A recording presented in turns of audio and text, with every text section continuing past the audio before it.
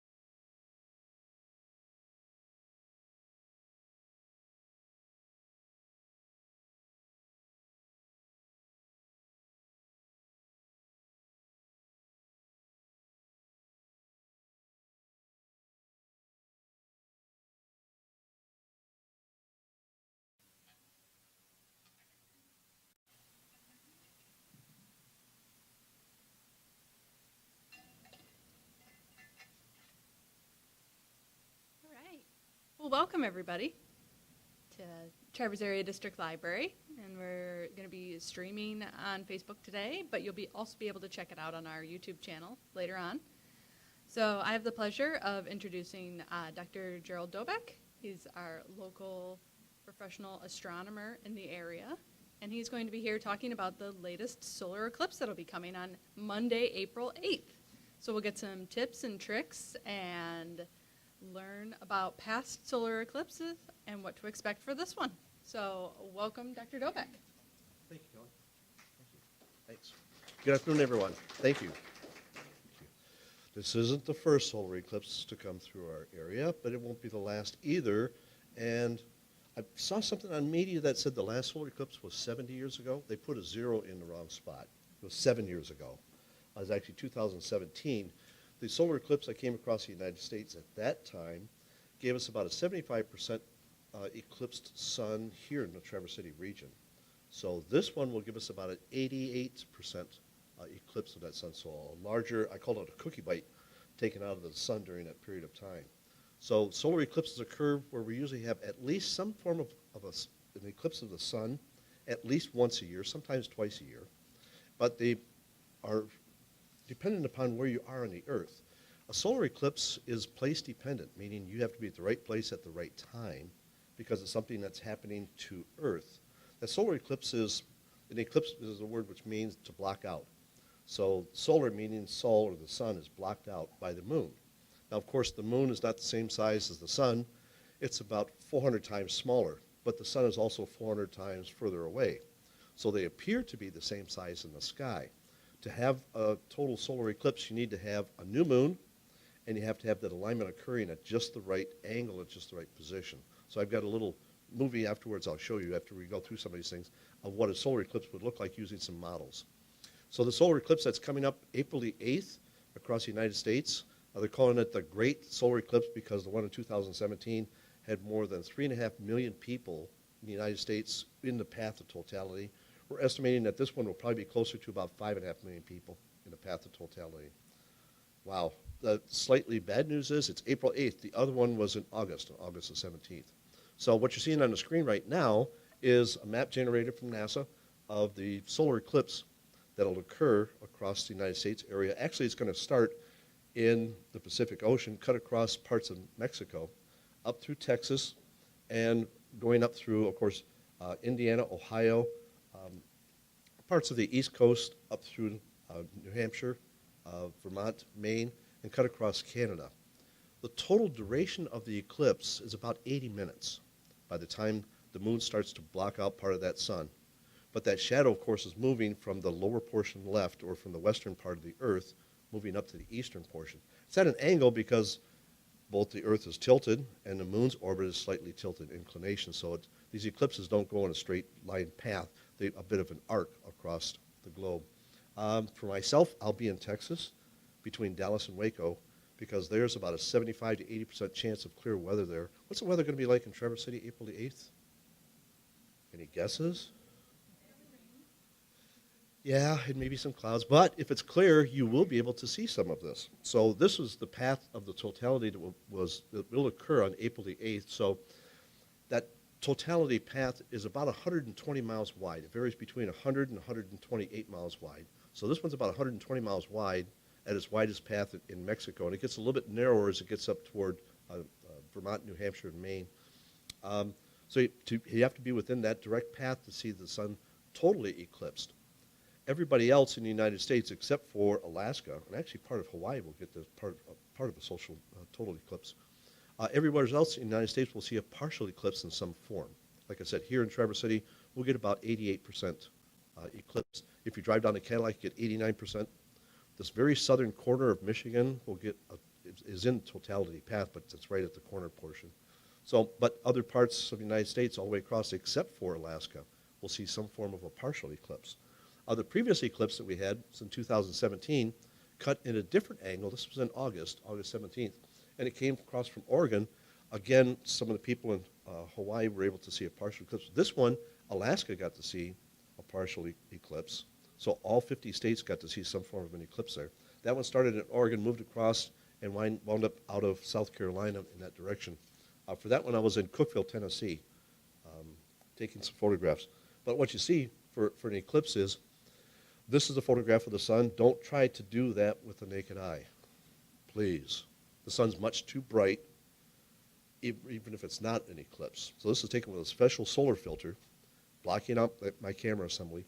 So look at the sun. And if you look real carefully, that solar minimum, so there was only just a few small sunspots right in the middle. Off on the far right, you notice that it's not a complete curve. There's a little kind of a bump in the edge of it, very slight. Okay. Is that easier to see with that one? It's starting to come in. That's where, and that's what's going to happen with this eclipse. Even here in the Traverse City region, you'll start to see that shadow of the moon, or the illumination of the moon, will move in front of the sun at that angle. So it's going to start the same. It's going to come in from the lower right, and as it does, it's going to move up, and as it becomes to the greatest part of the eclipse, it'll leave a bit of a crescent in the upper right. So these are pictures taken from 2017. It's going to be, I've turned these so that they're going to mimic what you'll see here in the Traverse City region or during this 2024 eclipse. So as the moon starts to move across, it's taking more and more of the sun away. When you're viewing those, you need to have something very safe. I brought a few here. I think the library is going to have a few more, yes, of these eclipse glasses. These are the ones you really need to be using, simply because they're a neutral density filter coated with a very thin mylar coating. Yes? They'll still be good. You want to be careful about having any harsh scratches on them. So if it has any scratch at all on it, throw it away, please. Okay. I have a whole bunch here for everybody if you want to take one. while you're here, but the library will have some, I believe, next weekend for other guests and visitors. Yes, March 30th. So as the moon's continuously passing in front of that, we're getting more and more of the sun blocked out by the moon. This is where you should be wearing those glasses. And here for Traverse City, you're not going to get totality, so you really need to be wearing these protective glasses at all times when you're looking up toward the sun. Please do that. Your eyes are much too delicate to not wear these as protective for your eyes. So as you see, the moon's going to cover a few of those sunspots in the middle.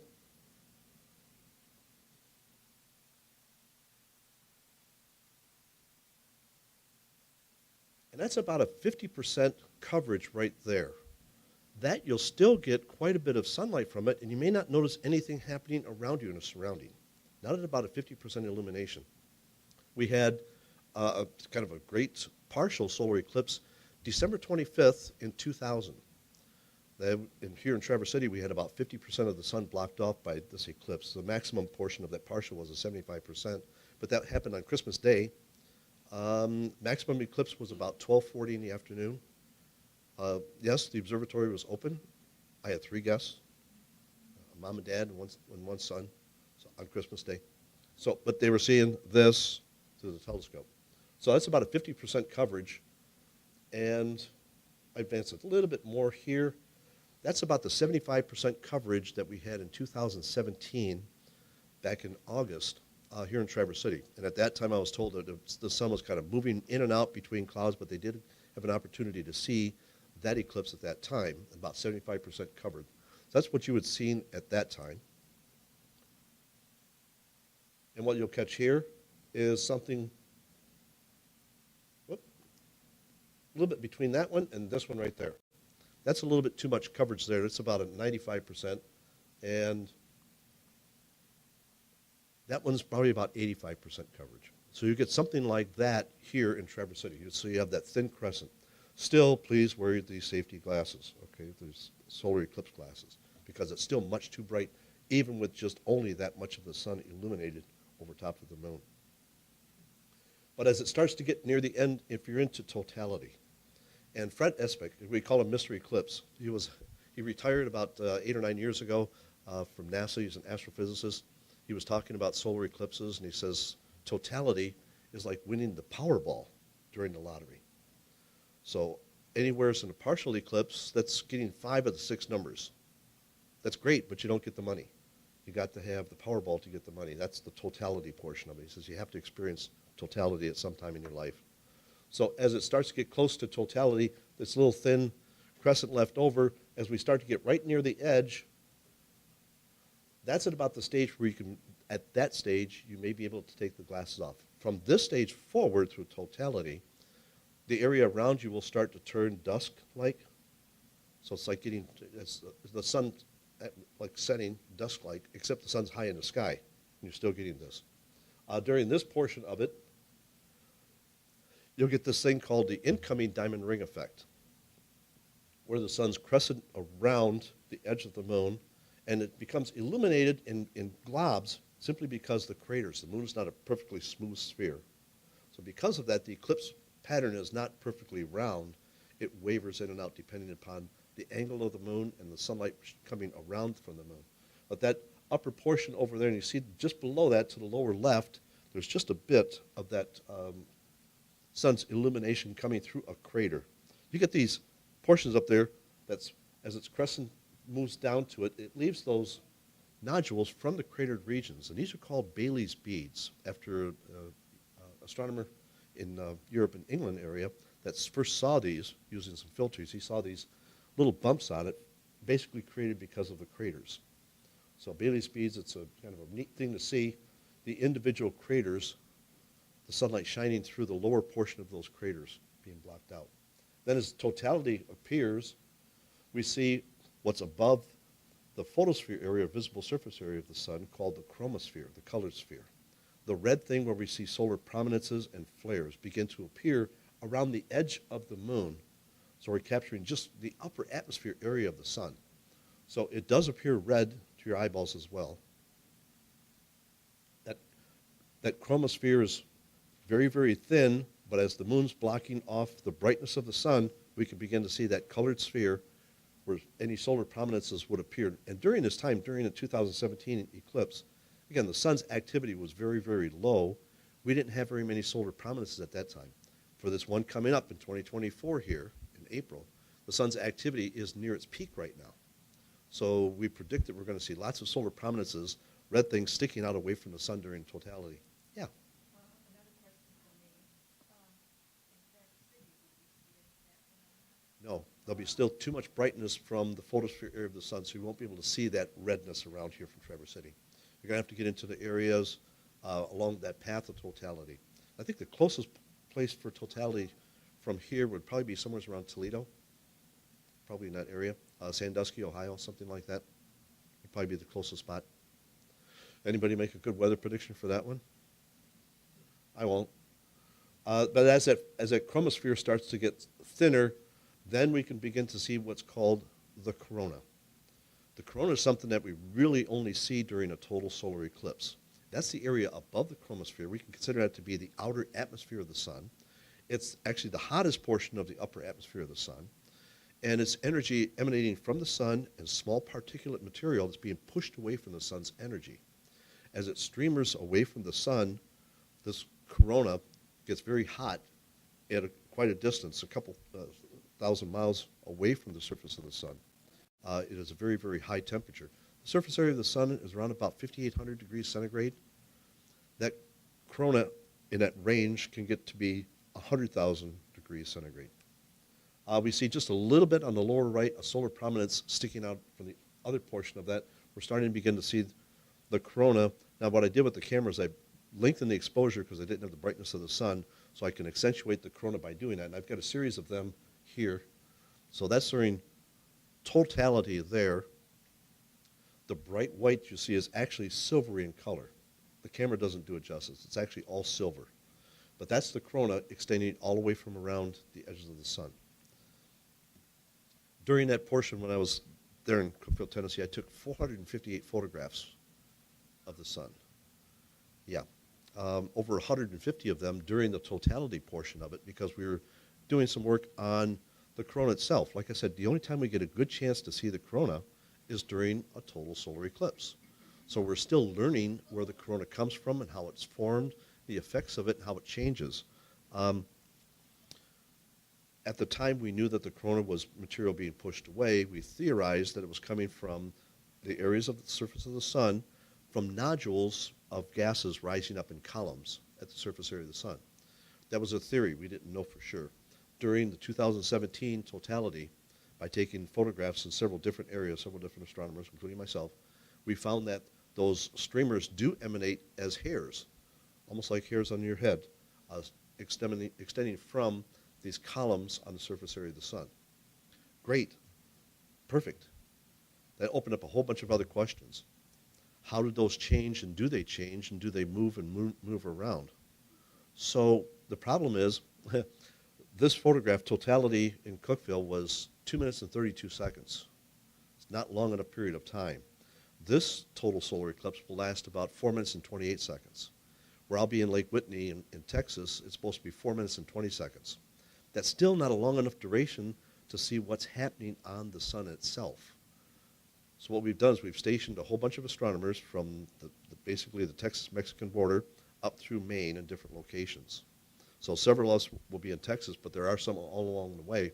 So we're going to try and get about 70 minutes worth of imaging of the sun. We're calling it the solar movie. What we want to do is take everybody's pictures and piece them together and see if we can visually see movement in these coronal feathers or fingers that stick out from the edge of the sun. So we're hoping to be able to do that. So we're hoping that everybody will have clear enough skies that we can piece this all together. I think we've got 135 different astronomers stationed on that path of totality on the United States all the way across. So after the moon starts to move away, lensing effect is the colors that you see off on the left-hand side. The right-hand side is the true diamond ring effect that you capture from that as the moon's starting to move away and the brightness of the sun is returning. They call it a diamond ring effect because it picks it out like it's this big diamond sticking off the edge of somebody's ring. If you look below that, though, You see the small solar prominences we had back in 2017. So we're hoping for larger prominences this time around that'll begin to appear, as well as getting a better view of, or larger area of that corona. With the sun being more active, that corona should push out even further along the way. So as it's moving away, then we start to get, and this is the one I want to show you. This is very close to the imaging that you'll see here in Traverse City. That's about the percentage that you'll see here. That's about an 87, 88% coverage of the surface of the sun right now. So you'll see about that much of a cookie bite, I call it a cookie bite, taken out of the sun. So, and then as it's ending, it moves along the way. The eclipse here will start, the first little bite at the bottom will start at about 1:58 p.m. Traverse City time. Mid-eclipse is at 3:12, and the eclipse will end about 4:24 p.m. So those are all the local times here for that. So it's kind of an afternoon eclipse. For me, it's more a little about 1:30. As it moves away, it'll expose more and more of the sun.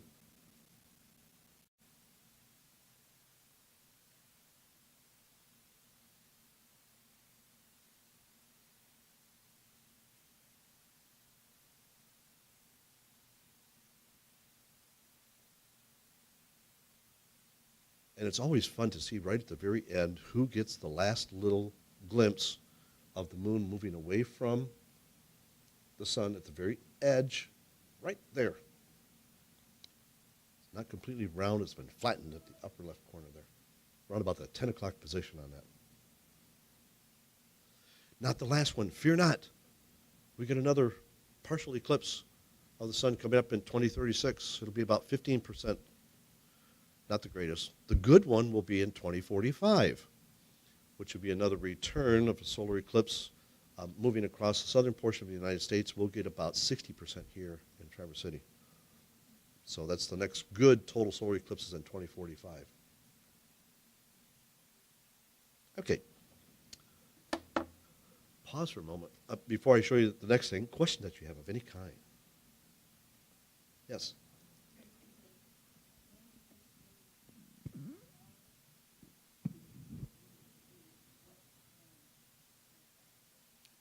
What time will the totality occur in Traverse City? That will be at the maximum will be at 3:12 p.m. in the afternoon. Yep. 3. 3:12, yeah, in the afternoon. It'll start at 1:58 and end at 4:24, and the mid portion is at 3:12.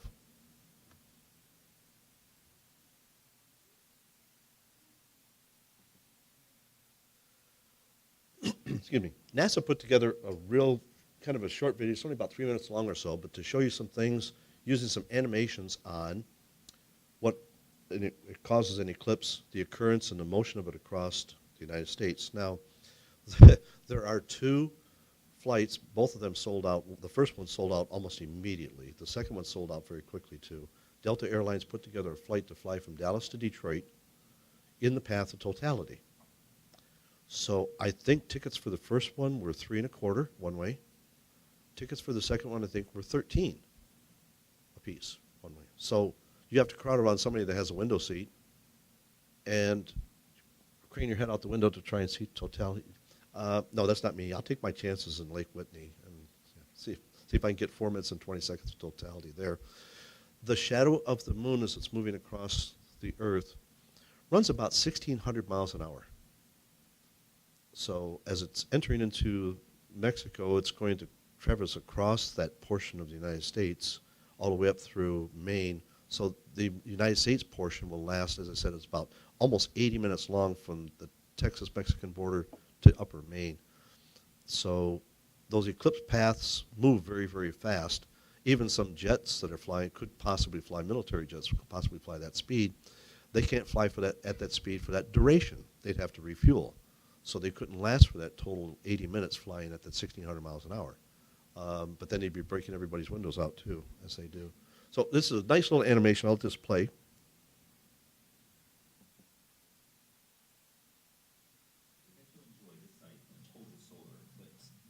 The last time this took place was back in August of 2017. So this is a good time to refresh our memory as to what's going to happen, why it occurs, and then give you know where you can watch the show in the sky. A solar eclipse occurs when the moon moves between the Earth and the sun, blocks the sun's light, and casts a shadow on the Earth. When the moon completely covers the bright disk of the sun, that's a total solar eclipse. This differs from a lunar eclipse, where the moon moves behind the Earth, so it's now the Earth blocking the sun's light on the moon, creating a shadow on it with a red tint. To remember the difference, just remember what object gets darker. With the solar eclipse, it's the sun, and during a lunar eclipse, it's the moon. Because the moon's shadow is relatively small, a total solar eclipse is a pretty rare event to see. In order to do so, you have to be on the sunny side of the planet and within the path of the moon's shadow. And that path is affected by the Earth's rotation, moon's orbit, and where they are in their orbit around the sun. There are a lot of moving parts that go into creating this incredible sight. And speaking of parts, during a solar eclipse, the moon is actually casting a shadow consisting of two parts, the umbra and penumbra. The moon's umbra is the part of the moon's shadow where the entire sun is blocked by the moon. In space, it's a cone extending about 232,000 miles behind the moon. It's when the small end of this cone hits the Earth that a total solar eclipse can be seen. Those factors are why only a limited number of locations on Earth get to actually see it. So, if you find your area in the path of totality this year, treasure the sight, because on average, that same spot on Earth won't see another total solar eclipse for 375 years. The area around Carbondale, Illinois, however, has hit the cosmic jackpot, getting to experience this year's eclipse, as well as the one from 2017. But their next view of a total solar eclipse won't happen until the year 2343. When you check out an eclipse map that depicts the path of totality, keep this in mind. While many maps will show a circle representing the moon's shadow, the true shape of the umbra is more like an irregular polygon with slightly curved edges. This is due to the fact that the moon isn't a smooth sphere. It has mountains, valleys, and craters on its surface, all of which affect the passing sunlight and shape of the resulting shadow. NASA's Lunar Reconnaissance Orbiter spacecraft, which has been orbiting the moon since 2009, has provided scientists with incredibly detailed photographs, terrain maps, and other sets of data that have allowed us to better understand the shape of the moon's surface. This, in turn, has given us the ability to create more finely detailed maps depicting which specific areas on Earth lie within a solar eclipse's path of totality. Regions outside the narrow path, depending on their distance from it, will get to witness a partial eclipse to varying degrees.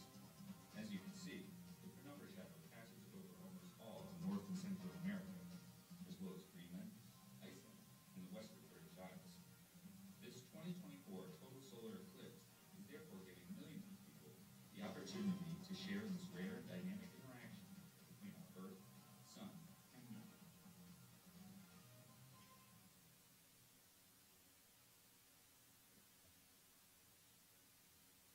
What?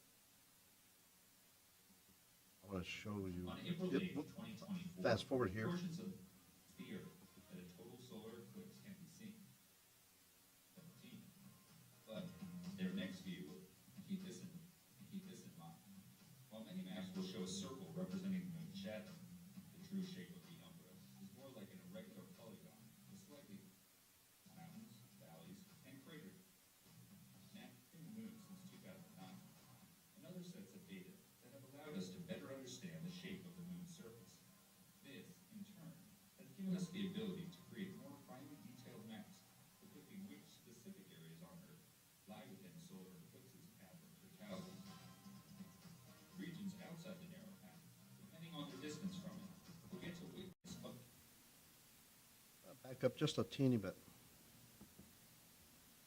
If you can see that on the screen, that gives you an idea of the partial phases and the depth of the partial phases.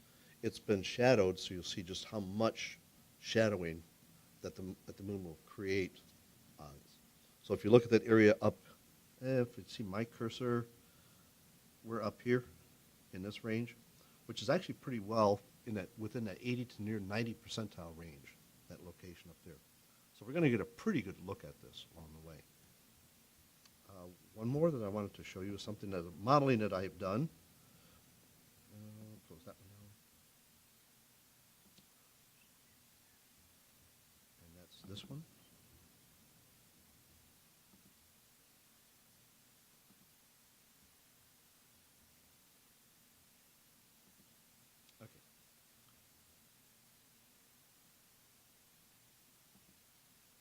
This is done with a model showing the moon.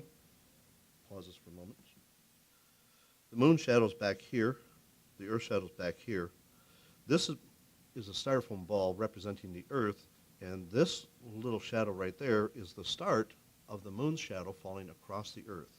And what you'll see here is this model was done for size and scale proportional, so that we can see what an eclipse would look like. I use it demonstrations in my astronomy class to show the students what an eclipse would look like even if you're out in space. So if you look at that, you see the shadowing effect around. And if you look real carefully, all of this darkened area here is something called the penumbra, or the light shadowing. Everybody in that penumbral area would be able to see a partial solar eclipse. So it is fairly wide for the partial portion of things. The small little total solar eclipse portion is right smack in the center. It's not this piece here, but it's right smack in the center. You might be able to see it here a little bit beyond as we move this forward.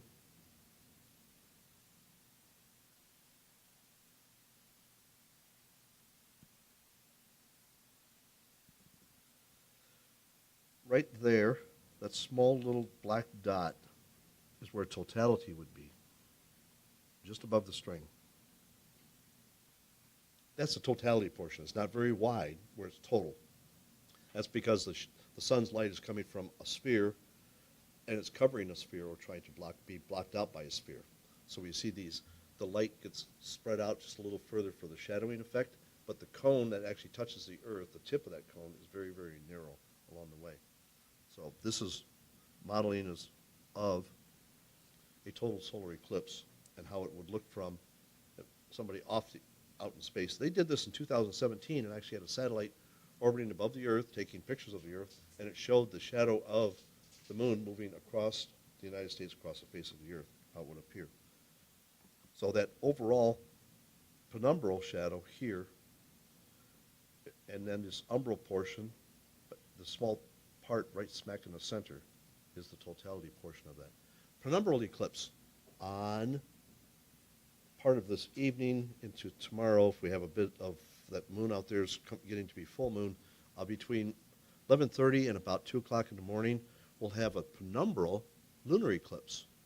So the penumbral lunar eclipse, you have to look at the moon. It's going to look real bright. This will look like it's kind of like dusky a little bit, not completely red or not completely covered over, but lightly dusky.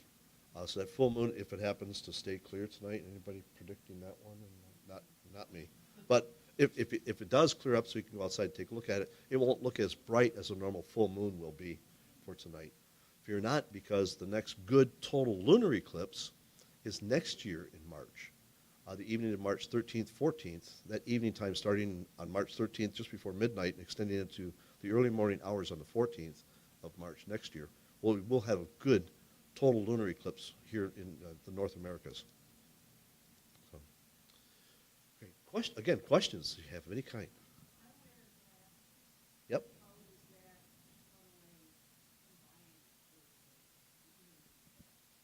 With the solar eclipse glasses? So wearing regular glasses, how will that affect the wearing of the solar eclipse glasses? Yeah. This you would just go ahead and put these around your glasses, okay? And if you could, maybe take some rubber bands or something, and the way that these work, you can kind of bend them on the sides. There's little creases there depending on the size of your head. And then, okay. This is my ZZ Top imitation. So you would put those over top of your glasses, okay? And then maybe use something like rubber bands or something to fasten them onto the sides. Okay? So wear them right over top of your glasses. So if I may, for just a moment.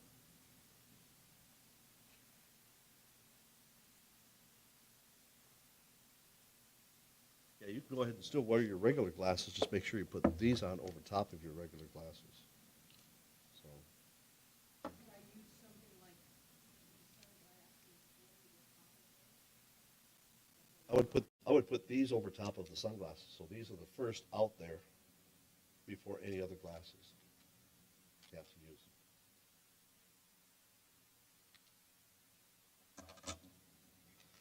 So because of the protective coating that's on here, as well as the neutral density filters. Some people try to use welding goggles. If they're the very strong ones, those are okay. If they're the weaker ones, like for brazing or regular torch welding, those aren't strong enough. You need something that'll actually take on. This is in here, these are neutral density 5 filters that are also coated with a mylar coating over top of the front of them to block out. The sun is that bright. So just to keep you from damaging your eyes with it, something like this. And I've got a whole bunch of them here that we can pass out to people. Other questions of any kind? Yeah.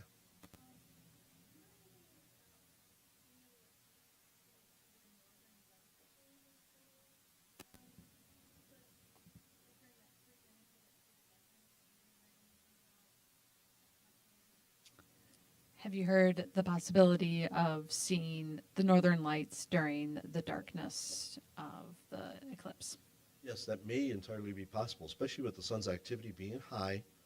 We could have northern lights, but it won't be completely dark around the area here, but in areas that do have totality, like possibly from Ohio, the Ohio area up through Maine, and even into the Canada area, they may be able to see some northern lights during that period of time. I doubt if we'll get any from Texas, but we have a bright comet that's coming around, and I think the comet's going to be a little bit too far away and maybe not quite bright enough to be picked up during totality, but we may have that.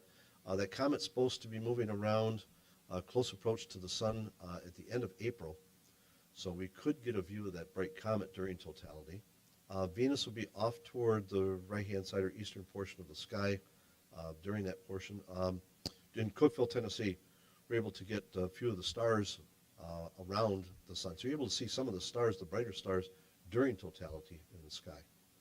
During the 80 percentile range, or even a 90 percentile range, probably not, because there's still too much brightness of the sun.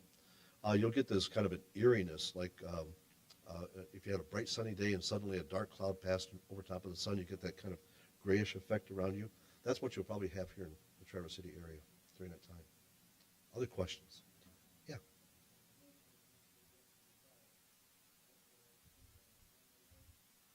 Yes.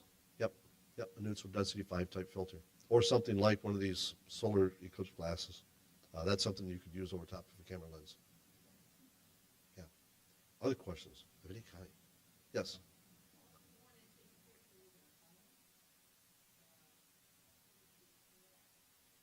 What would you do if you wanted to take a picture of the eclipse with your phone? The solar eclipse glasses, just right in front, just like that. Yeah. Be able to do something just like that. In fact, I don't have them here, I don't believe. And I'm not sure if you can see them on my phone. During 2017, I did a video of it using a solar filter on the end of a video camera, a Sony video camera, as well as my telescope through a Canon. I was taking digitals. But during that totality portion of it, let's bring back here to see if I can find this. I'm not too sure what they'll appear on the screen. I just took my cell phone. This cell phone wasn't quite as good as this one. And I just pointed it up toward the sky and said, I wonder what it would look like if I just took a picture of my cell phone. So,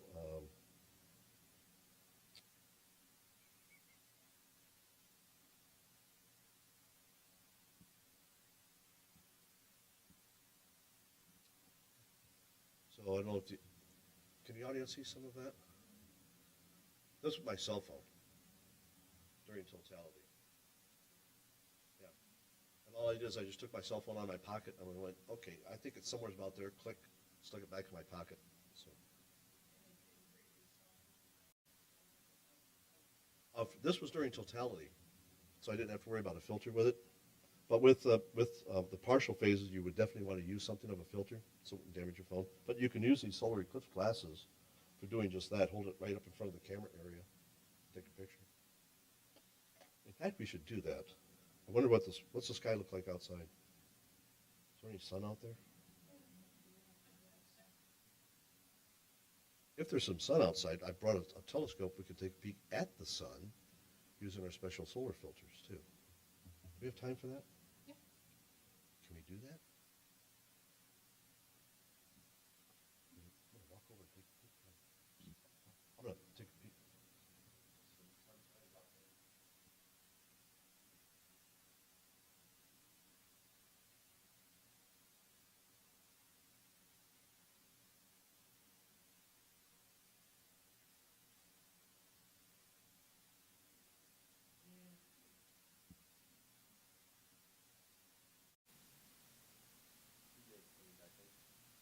We'll keep an eye on it for a little bit and see if we get some sunshine out over there. But we can take a look at it. And then with the solar eclipse glasses, you can use these even without the eclipse.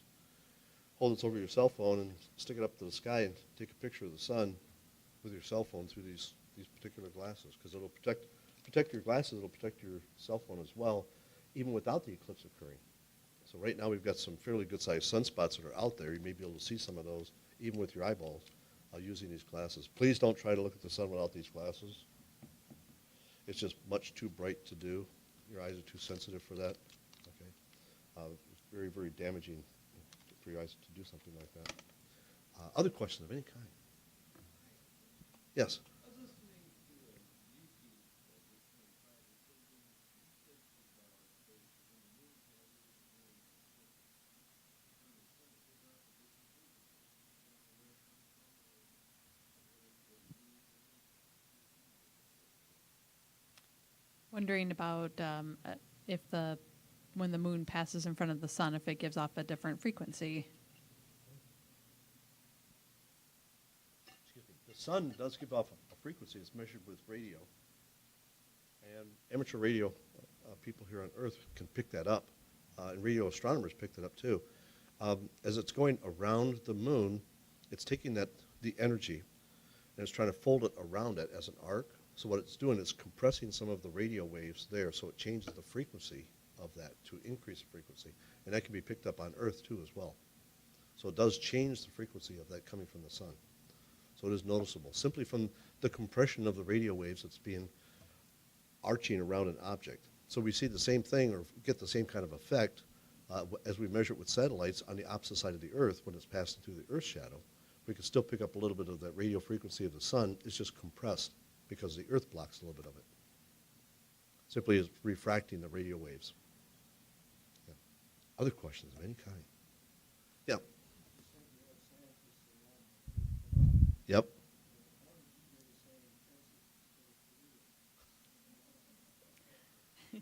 So you said there will be scientists all along the path of totality. How did you draw the lucky straw to go to Texas and not Toledo, Ohio? You ever hear the phrase seniority? Yeah.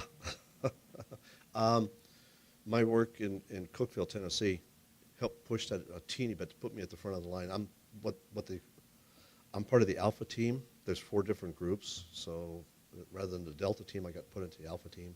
So I didn't want to be the Gamma team. Those are the people that are going to be up near Vermont and Maine. So sorry, Peter. Peter Michelle, a good friend of mine, but he gets to visit his parents in Vermont. So he's right off the path of totality. He says the chances are like about 5% he's going to clear skies there in April. Oh, well. It happened with the one in Cookeville, Tennessee.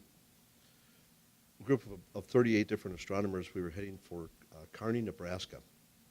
And we had a platform set up where we were going to do much in the way of measuring things, including some infrared, as well as with some ultraviolet filming and detectors. And I was doing the visual range of that, more the center middle portion visual range. So I put the UV filter back inside my camera for doing just that. And the boys had taken off to Kearney, and I'm driving, heading south of Michigan from Traverse City, and I was looking at the weather maps, and I went, it doesn't really look good in that area of the sky for that time of the year. And I think I'm going to go ahead and head for Cookeville, Tennessee. Math instructor at the college, his daughter was staying there in Cookeville. And she says, if you want to come down, I've got a blow-up mattress for the living room, you're all set. So right on the center line, it's 2 minutes and 32 seconds was maximum, and I was at 2 minutes and 23 seconds there in Cookeville. So it was pretty close to the center line. Here, this eclipse will have 4 minutes and 28 seconds. I'll get 4 minutes and 20 seconds in Lake Whitney. The boys took off to Kearney, Nebraska. They got stuck and couldn't travel east and west. They got rained on. oops. I sent him a text message that says, beautiful skies, I'm getting lots of images. I got no response from the text. This is in 2017. They still haven't answered my phone calls. So, in fact,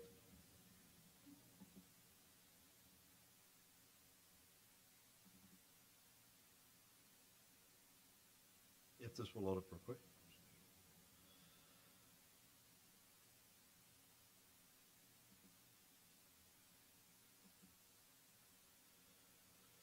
So this was path of totality, and you can see what we had here up in Traverse City by the measurement between these two.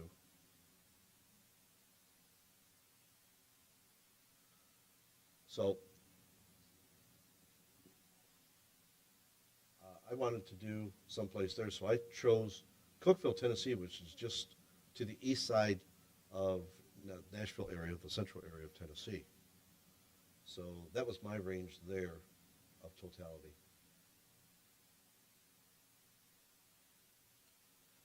This is what I was looking at. This is the path of totality. That is total cloud coverage forecast for midday Monday, August 21st. That was the day of the eclipse. And I said, right above where it says totality, that's Nebraska.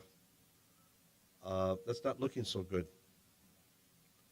So that's what I was looking at as a prelude to things versus something that's, Tennessee is way down there. The red stripe is kind of where I was, there across in Tennessee. So what happened in terms of the weather patterns, see the Nebraska there with the big green blobs and the yellow stuff? That's where they were. As I said, they got rained on. In the Tennessee portion, I was between the green blobs there, more to the right of the green blobs, before the purple blobs. That's where I was. So I had a few clouds pass by during the partial phase of it, and before, about 20, 30 minutes before totality, the sky completely cleared up. Temperature dropped about 8 degrees during totality, even though it was only 2 minutes and 30 seconds. 8-degree temperature drop. That all the birds settled down. The circadia quieted. There was nothing going on. There was no noise at all. It was like nighttime. Yeah. Street lamps came on. So that was kind of a neat thing to have occur. There's me and my eclipse glasses, my equipment. That's just before we get into the phases of the eclipse. So you see a whole array of equipment that I'm using for that. It's 125 millimeters Schmidt-Cassegrain lens with my camera mounted onto the back of it. And again, these are the images that I've taken from it. You see that solar prominence on the right-hand side, a nice little loop there off of it. These are the stages of that total solar eclipse. If you look at this carefully, you'll see some of the filaments that I'm talking about. You can see in the upper right what would be like a 1 o'clock position on a clock there. That's the North Pole region of the sun, the South Pole region at the lower portion here. But we see these as filaments.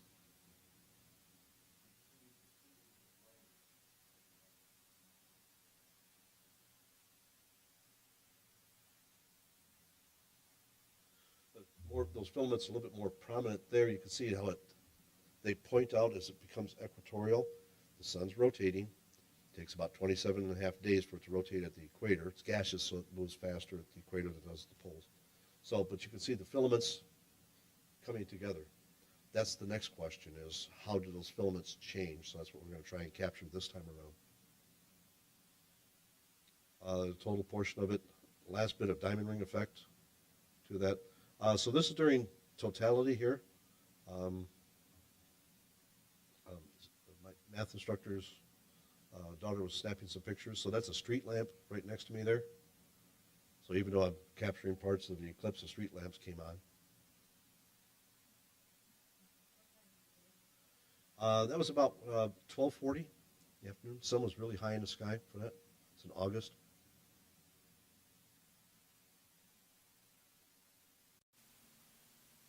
Then I turn around and try and do a bit of a selfie during totality.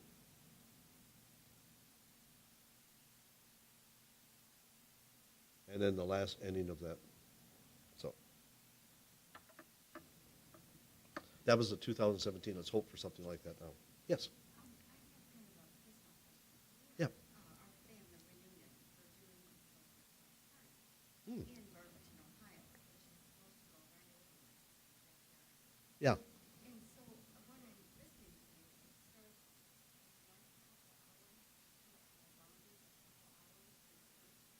Well, in that location, the boundary area, the partial phases will last a couple of hours. So the first instant of coming into the eclipse is the partial portion starting until the complete partial portion ending is going to probably be near about 3 hours for that location.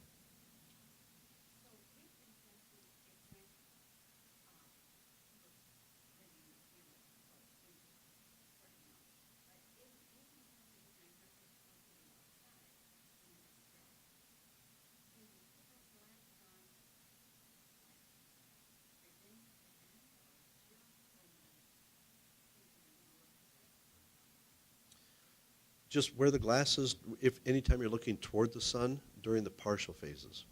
Okay, as it gets into totality, you'll be able to tell because when you have the sun with the glasses on, the glasses are taking off an awful lot of that light during totality because the light's diminished quite a bit. You won't be able to see any part of the sun, so that's when you can take the glasses off safely and view the totality portion of it. You'll be able to tell when that totality ends because the sun will become way too bright for your eyes to really be looking at it. So the brain will sense that and say, hey, this doesn't feel good because it's just way too bright to look at. Yeah, that's when you put the glasses back on. If you're looking at the sun, you don't have to have them on all the time when you're looking around. Yep. Right, so especially for youngsters, you may want to make sure that they're keeping their glasses on quite a bit because they may have a tendency to want to look up with everybody else looking up. So they see somebody else looking up, they want to do the same thing. So, yes? I bought some glasses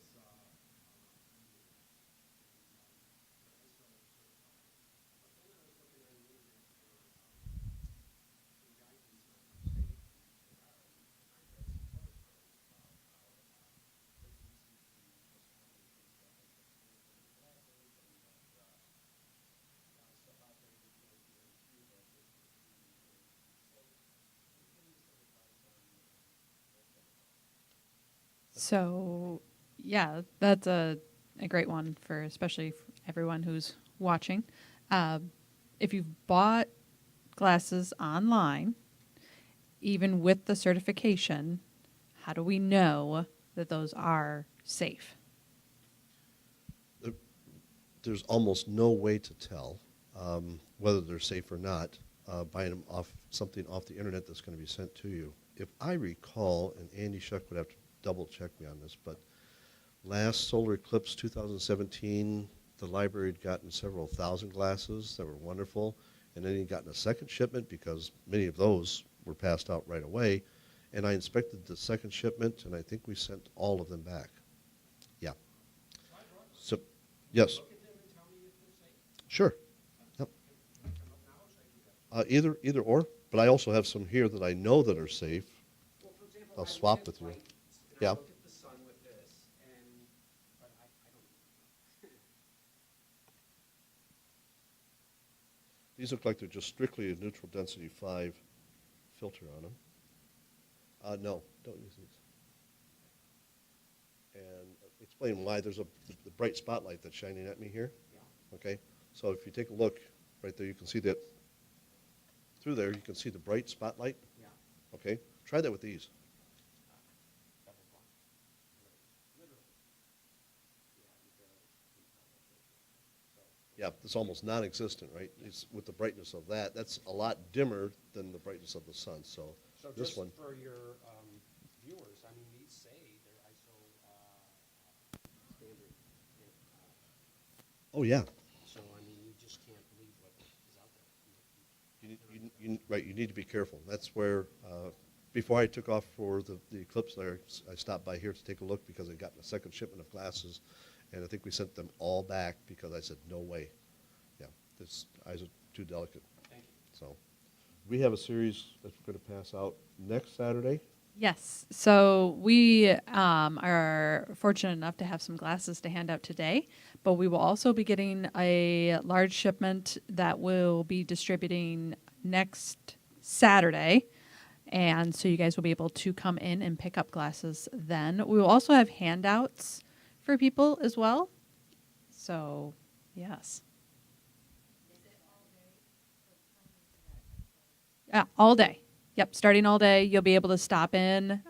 We have a limited number, so we are asking one per family, one per household, just because we're hoping to massively distribute these.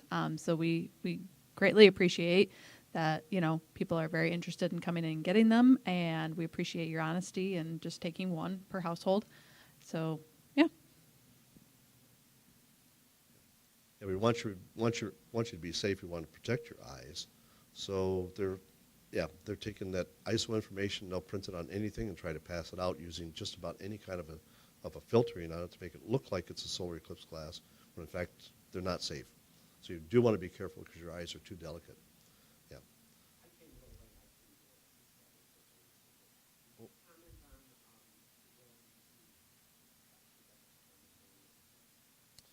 on the Yes, we may be able to have a chance to see that comet. Depends upon if it stays as bright as it's supposed to. It will be a little angled away from the sun, so we may not get a real good look at it. But it's interesting that the comet has brightened as much as it has. Comet Pond Brook, which is a periodic comet, it's a Halley series type comet. Halley series comets are comets that orbit around the sun between a range of 20 to 100 years. Halley's comets is 75 and a half years. This one's 71.2. This comet, as it was coming in just a few months ago, changed in brightness by a fold of 5, so 5 increased in magnitude to 5 magnitudes. So we think that this comet may be going to become a bright, visible naked eye comet sometime near the end of this month. But near the end of the month, it's actually going to reach what's called perihelion, getting real close to the sun. Excuse me. So hopefully, as it's coming back around, we may be able to get a look at it in areas of totality. Probably not here with it being an 89% cookie bite off the sun. Probably still going to be too bright to be able to see the comet. Can you see it in the night sky now? In a week or two, we should be able to pick it up in the nighttime sky. Right now, it's fairly low for us. A friend of mine, Tim Hunter, picked it up in the early morning skies a couple weeks ago. He was getting a glimpse of it. And it should be fairly bright for us for the next several months coming around. So where at the end of the month, where and when should we Early morning sky just before dawn, off toward the eastern portion of the sky. Yep. Yep. Being careful about looking at the sun, but it could be bright enough to be picked up. That I don't know if it's going to brighten up as much as Neowise did several years ago, but it could. It has a potential for doing that. So, other questions of any kind? Yes.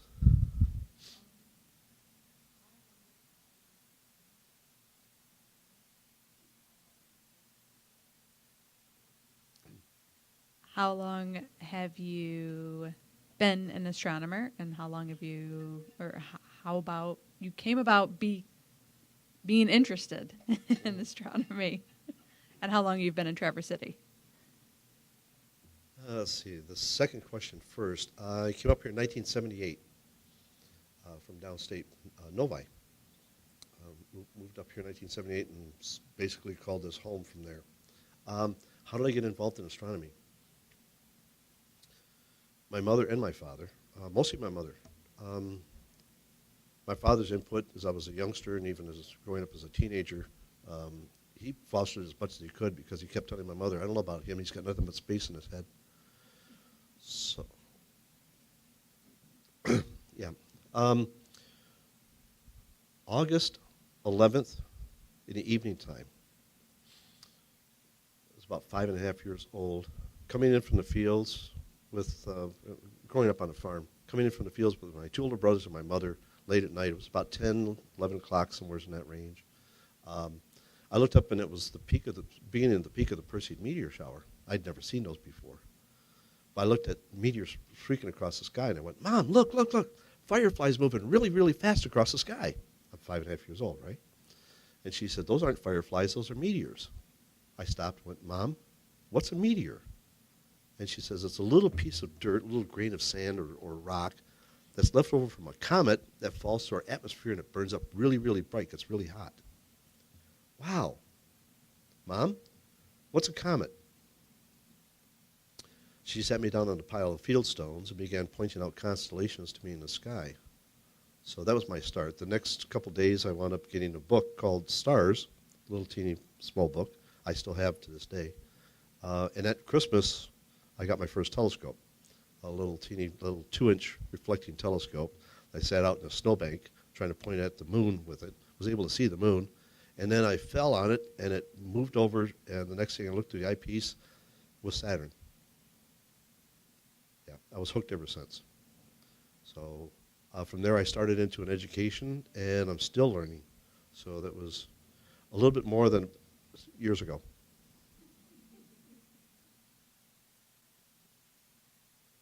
Yes.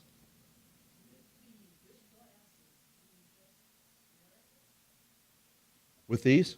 Yeah. These eclipse glasses? Yes. Yes, these are safe enough that you could just go ahead and stare at it if you want. Yep. Just go ahead and make sure that you're protected with some real good sunscreen. Chaise lounge, put these on and just lay back and stare at the sun and catch a sunset on April the 8th, right? Yeah.